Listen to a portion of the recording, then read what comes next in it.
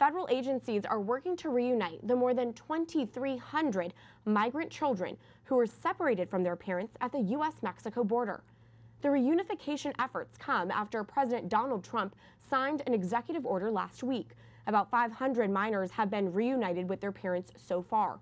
The U.S. bishops have been vocal against any immigration policy that separates children from their parents. I spoke on the phone earlier this week with the president of the U.S. Conference of Catholic Bishops, Cardinal Daniel DiNardo of the Galveston-Houston Archdiocese in Texas. He says one aspect of being pro-life is always trying to keep families together.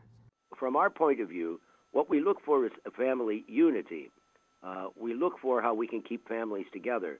So this disassociation of children from their parents, we say is wrong, and it's a real mark against the respect we owe to the dignity of the human person.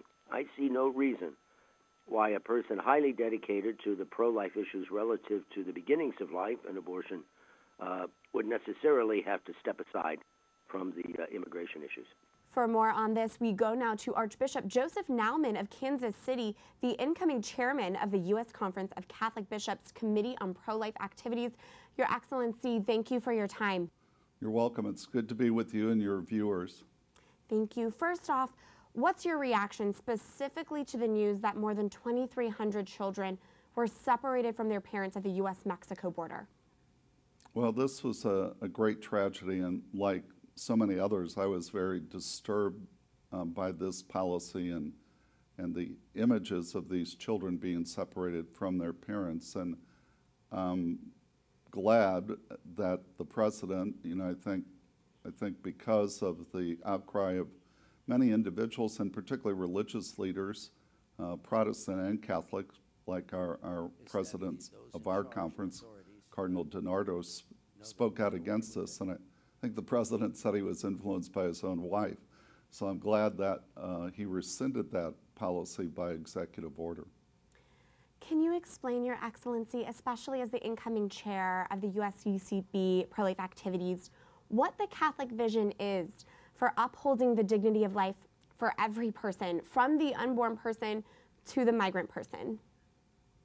Yeah, Catherine, we, as a church, we have this consistent ethic of life, which really springs from our conviction that every human being is made in the image of God, but even more than that, that Jesus Christ gave his life on Calvary for every human being, no matter what stage or age of development, no matter where they were born, no matter what their economic status might be. So we see every human person as precious in the eyes of God, and therefore we care about upholding the dignity of human life and protecting human life and upholding the dignity of the human person in every circumstance.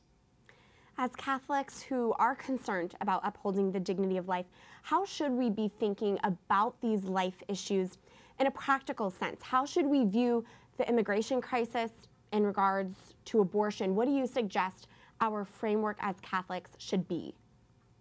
Well, I think first of all, we should be concerned about both, and we should pray and do all that we can to help our nation and its public policies in both of these areas.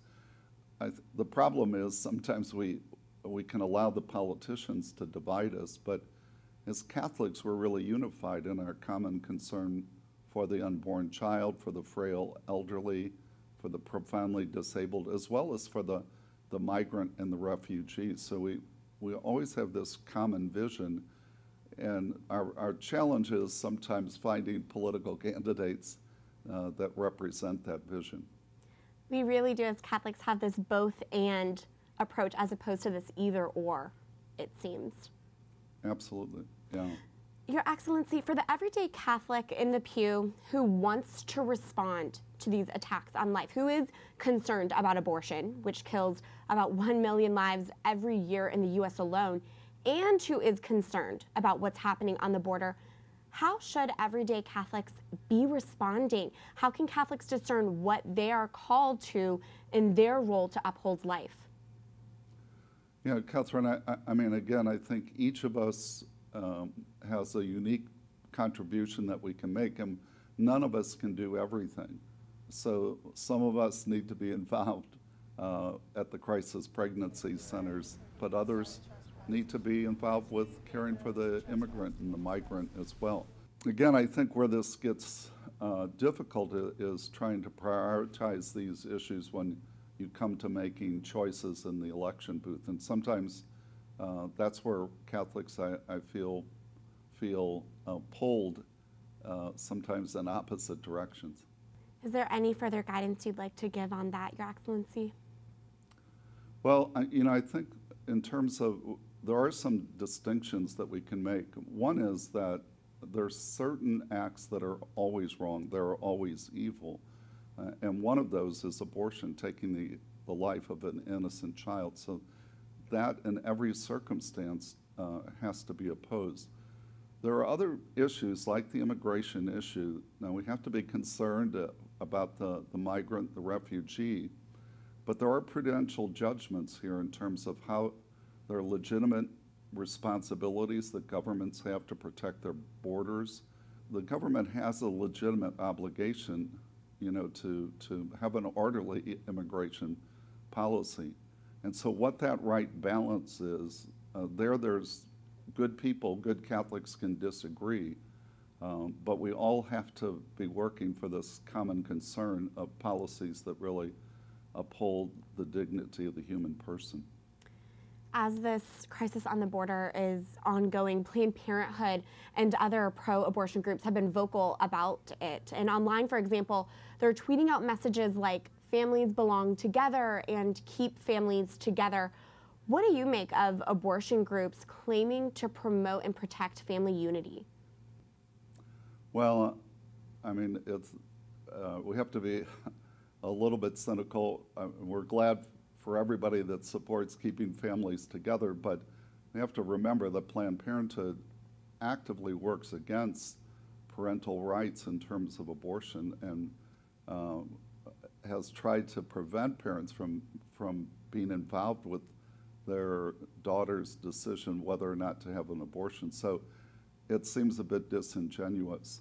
And the church calls her people always to be generous, generous in their openness to life as married couples, generous in terms of being open to adoption and foster care, generous in terms of supporting crisis pregnancy, but also that as a country we need to be generous in terms of welcoming refugees and immigrants. This has been part of the great tradition of America.